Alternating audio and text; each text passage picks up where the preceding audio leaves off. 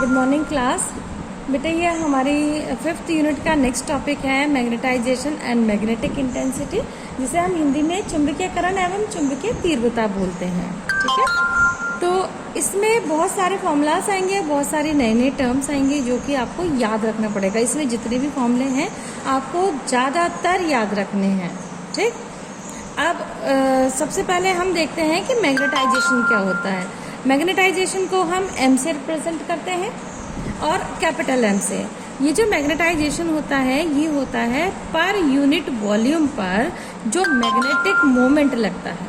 जितना भी magnetic moment लगता है पर यूनिट वॉल्यूम पर उसको हम मैग्नेटाइजेशन बोलते हैं, एम नेट अपॉन वी।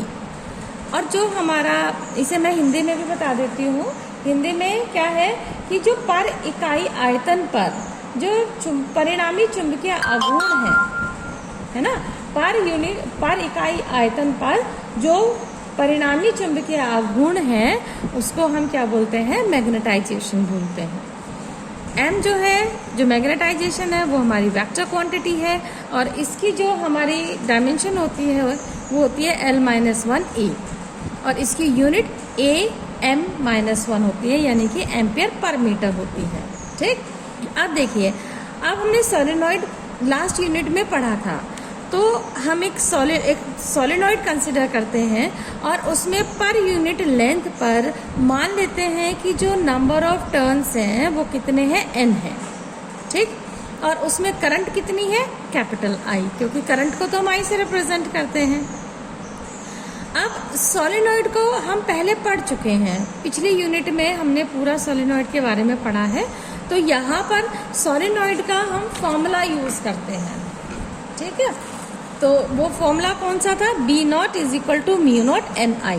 ये फॉर्मूला हमने सोलेनॉइड के उसमें पढ़ा था। ठीक है, पेज नंबर 152 पर लिखा हुआ है ये। अब देखिए हम क्या करेंगे कि एक सोलेनॉइड के अंदर कोई भी एक मटेरियल रख देंगे और वो मटेरियल कैसा होगा, जिसका मैग्नेटाइजेशन नॉन जीरो हो, यानी कि कुछ ना कुछ उसका मैग्नेटाइजेशन हो। तो जैसे लोहा ले लो, है ना, उसका कुछ ना कुछ तो मैग्नेटाइजेशन होगा, मैग्नेटिक होगा उसके अंदर। तो उसको हम सोलेनॉइड के अंदर रख देंगे। एक रोड ले लो आयरन की, तो उसको सोलेनॉइड के अंदर रख देंगे। ठीक, तो सोलेनॉइड की वजह से और जो हमने वो आयरन में जो मटेरियल रखा है उसकी वजह से जो हमारा मैग्नेटिक फील्ड बनेगा वो कितना बनेगा, B0 + Bm। B0 क्या है, सोलेनॉइड का हमारा मैग्नेटिक फील्ड, और Bm क्या है, Bm है जो हमने मटेरियल लिया है, जिसको हमने सोलेनॉइड में रखा है, उसका मैग्नेटिक फील्ड। ठीक है, अब जो Bm है वो Bm प्रोपोर्शनल होता है। ये याद रखेंगे बेटे कि जो Bm है प्रोपोर्शनल होगा मैग्नेटाइजेशन का। जितना ज़्यादा मैग्नेटाइजेशन होगा उतना ही ज़्यादा, जितना मैग्नेटिक फील्ड ज़्यादा होगा उतना ही ज़्यादा उसका क्या होगा, मैग्नेटाइजेशन होगा। तो Bm = μ0 M। ये जो μ0 है ये कांस्टेंट है हमारा, और इस कांस्टेंट को क्या बोलते हैं, परमेबिलिटी बोलते हैं। ठीक है, और ये परमेबिलिटी ऑफ वैक्यूम आपने बायट-सैवर्ट लॉ का जब फॉर्मूला हमने पढ़ा था, ड्राइव किया था, उसमें ये हमने μ0 पढ़ा था। ठीक, अब एक नया वर्ड आता है H, जिसे रिप्रेजेंट करते हैं, और ये जो H है ये हमारा मैग्नेटिक इंटेंसिटी होता है। कैपिटल H जहाँ भी आए आप समझ लेंगे कि हम मैग्नेटिक इंटेंसिटी की बात कर रहे हैं। ठीक है, तो और इसका फॉर्मूला क्या होता है, H = B/μ0 - M। देखिए बेटे फॉर्मूलेज आपको याद रखने पड़ेंगे। तो H = B/μ0 - M आ गया। अब ये जो H है और ये जो M है, इन दोनों की डायमेंशन भी सेम होती है और इन दोनों की यूनिट भी सेम होती है। ठीक, अब टोटल मैग्नेटिक फील्ड कैसे लिख सकते हैं इससे, ये H = B/μ0 - M ये है। इससे हम इस B की वैल्यू यदि मैग्नेटिक फील्ड निकालें तो कितना निकल जाएगा, B = μ0 H - M। ये μ0 है, इसको हमने एलसीएम ले लिया और इसको सॉल्व कर लिया, तो हमारा B = μ0 H + M आ जाएगा। ठीक, अब जो हमारा M है, एक नया वेक्टर आता है,